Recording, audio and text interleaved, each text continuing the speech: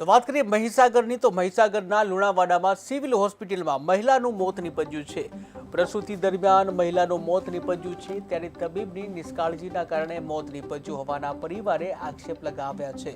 Civil હોસ્પિટલમાં મહિલાને સારવાર માટે દાખલ કરવામાં આવી હતી ત્યારે પરિવારની યોગ્ય કાર્યવાહી કરવાની માંગ છે, જ્યાં મૃતક મહિલાના પતિએ આ માંગ કરી છે।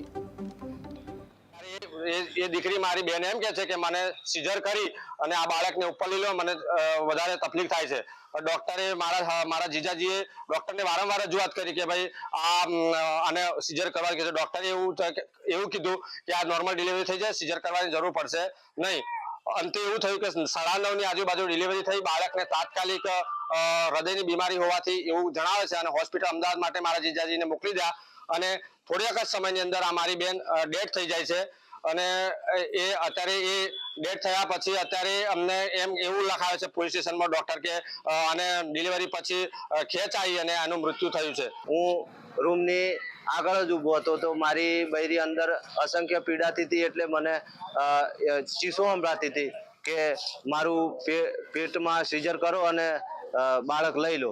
તો આ સાહેબે મેં 2 થી 3 વાર પૂછવા ગયો, પણ સાહેબે એવું કીધું કે તમને નોર્મલ થઈ જશે, તમને નોર્મલ થઈ જશે। તો 2:30 વાગ્યા પછી થી લઈને લગભગ 9:30 પછી મારી બૈરીને નોર્મલ ડિલિવરી કરાવી એણે। તો ડિલિવરી કરાવી ત્યારે તરત જ લગભગ અડધા કલાકની આજુબાજુમાં એક્સપાયર થઈ ગયા છે, પણ મને સીધો છોકરાને લઈને અમદાવાદ મોકલી દીધો હતો। અને એક સાહેબ એવા હતા કે જેણે મને કાગળ લખી આપ્યો હતો કે અમદાવાદ તમારે જવાનું સિવિલમાં અને આ કાગળ બતાવશો તો તમને ત્યાં દવા ચાલુ થઈ જશે।